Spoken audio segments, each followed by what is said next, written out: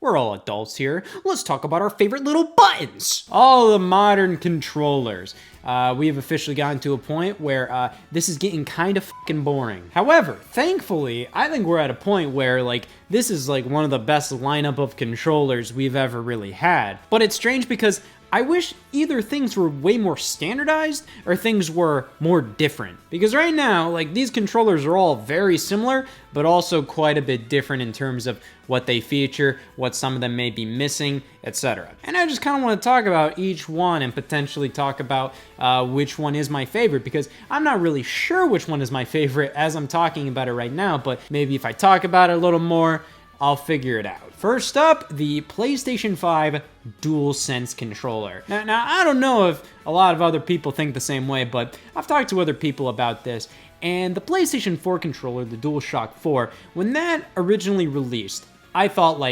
wow, this is an incredible controller. It was phenomenal. It felt great. It had great new features, but as the generation went on, I disliked the controller more and more, and now, I want nothing to do with that damn thing. It honestly just feels flimsy now, and out of all the controllers I've had, that one has constantly just given me problems in terms of just not working. I have so many PS4 controllers that just don't work now. I don't know why, and I can probably do a little something to them to get them to work again, but I've just had a lot of problems with these controllers disconnecting from my console and it not being obvious how to reconnect it. But it also felt the most flimsy. It had the worst battery life. That thing would not stay on for more than 20 minutes. But now we have the DualSense, ridding the world of the DualShock name, which is something when that was originally announced to happen, where it was yep, this is the PS5 controller.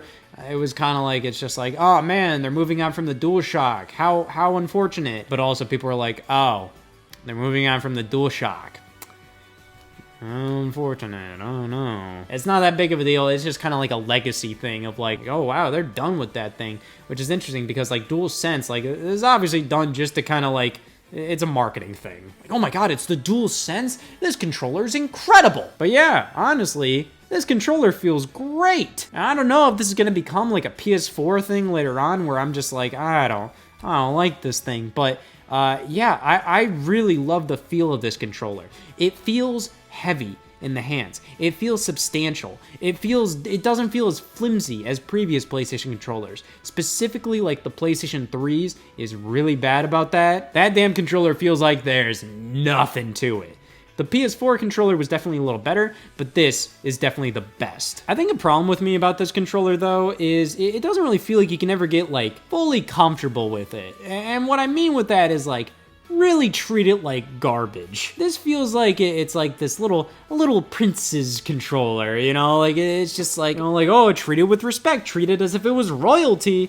It just looks so futuristic and advanced, where it doesn't really feel like you can just kind of treat it like a normal video game controller you can just beat around. But because of that, out of all of the controllers of the current generation, it feels the most futuristic. It feels the most next gen. A lot of its features were kind of pioneered by the Nintendo Switch, at least with this current generation of gaming, specifically HD Rumble, as the Nintendo Switch puts it. A lot of the DualSense's cool features kind of comes from its really advanced rumble, its really advanced triggers, basically allowing the triggers to have much more resistance during specific moments in games. When you're firing a gun with the trigger, it's going to shake a little bit, and it might just pose a little bit of resistance sometimes. And yeah, I can understand why a lot of people are I don't like that. I can definitely see it getting in the way and also being kind of a nuisance. I remember in Ratchet & Clank Rift Apart, whenever I'd fire a gun, it would feel like the trigger kind of clanks a little bit, and that was kind of cool, but I can also see that getting really annoying. So thankfully, in many games, you can turn that off. And while you can turn some things off, a lot of things just feel a little creepy, though. There's a microphone in this controller, and by default, it's on. It's always on, and when you get a trophy in a PlayStation game, it records what's going on when you get that trophy. So, yeah, if you screech at the top of your lungs and say some truly heinous shit, yeah, you're kind of fucked. And yeah, you can hit this button and you can mute yourself. However, it just feels kind of weird because when you mute the controller, the light turns on here, and that just kind of makes it feel like they don't want you to mute the controller. Just that light being on implies that it's kind of like, it's just like, oh, what are you doing? It feels like you're wasting battery by muting the controller, which feels like the opposite of what should happen. You should save energy by muting the thing. Which I want to save as much power as I can with this controller because the battery life is horrendous. Lucky if you get like 4 hours out of this. It's pretty bad. And I understand there's a lot going on in this controller, but when you kind of get down to it, it's definitely more advanced than the Switch Pro controller, but it does kind of have a similar feature set. It has more, but it has a similar feature set. And when this has like 20 hours of battery life, I just start to question things. Like, what's going on here that truly makes it like 15 hours less battery life? Like, it's just annoying. And yeah, you have the touchpad brought over from the PS4 controller, so, you can continue not using that, and it uses USB-C to charge, which is a welcome addition. Overall, I do quite like the PS4 controller. I feel like its features still feel really cool to this day, even 2 years into the console's life. I feel like they are genuinely like really fun and cool features. They may not be game-changing, but they do make this controller stand apart. It makes this controller feel unique. It makes the PlayStation 5 feel unique, and I feel like it kind of makes me prefer playing games on the PS5 to like the Xbox Series X, just because it feels like a more next gen and unique experience on the PlayStation 5, mostly due to this controller. Which in comparison, the Xbox Series X controller and Series S controller, well, this controller design has been tested by time as like pretty much perfect. It is one of the best controller designs. But like, this is it? Looking at this compared to like the Xbox One controller, yeah, they pretty much added this little share button, which I have never used. Everything these days is all about like, oh man, give us the quickest possible way to share this to social media. I'm just like, what an embarrassing feature to add to your controller when that's pretty much like the only major feature added. Pretty much some of like the only major things they did with this controller is kind of just retexture some things. The triggers have a bit more of a grip to them compared to the Xbox Ones, which these are a lot slipperier. This has a much more fingerprint heavy coating to the trigger, which definitely makes it a lot easier to slip off of. The Xbox Series X controller has this rougher texture to it, which does help you kind of just stay locked in there. The D-pad has this different design. I'm not really sure if it's necessarily like better. It's a little better, I think, but it's just kind of different. Like that's just my opinion between the two. Like it's just like, yeah, this is probably a little better, but at the end of the day, I don't really think it matters much. I mean, believe me, people really care about their D-pads. But to me personally, a lot of the games I'm playing on Xbox, I'm not really using the D-pad on, so it's just kind of like, I think what's nice about this controller is that it is simpler. There's not as much going on here. Still, it just uses AA batteries, which, hey, you can kind of say like whether that's convenient or not. You do have the option. I think that's what Xbox is really advertising with this. You have the option to use batteries, or you can get one of their play and charge kits. And that way you have the best of both worlds. Of course, you have to pay for the play and charge kit, but you have that option. But the simplicity does keep the price down. You'd think. For how many less features this has compared to the PS5 controller, this one isn't like that much cheaper. I mean, look at the prices of Xbox controllers. This is like $65. And it's like, this doesn't have like that much different compared to like the Xbox 360 controller. And that was like significantly less when that system was new. Of course, prices change. I think we all have to get used to that. Things are gonna be more expensive these days compared to like 10 years ago.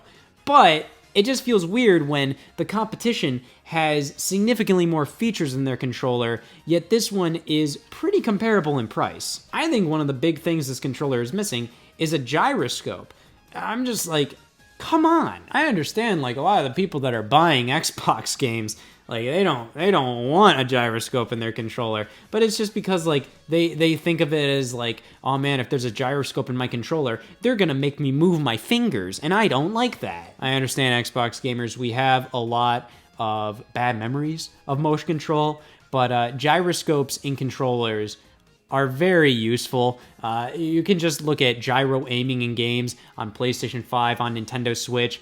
It is a good feature to have. It's something that's just non-intrusive, really damn good. It's a good option, you know, like if it's the only option you have, it's kind of annoying, I get that, but it's like, I like having that as an option. It's good for accessibility purposes. Thankfully though, Xbox did put out, you know, the Xbox accessibility controller, which literally makes it like possible for so many people to play so many different types of games, which, hey, I mean, like, if the standard controller doesn't have a bunch of different features, at the very least, Xbox does offer that, but I just kind of wish their standard controller had a couple extra little doodads in it. This is the same damn controller that released with the Xbox One with like a couple of texture changes, pretty much. But at the end of the day, this is a controller that's never truly going to go out of style. I can see this at the end of the generation being still like a really damn good controller, where the PS5 controller,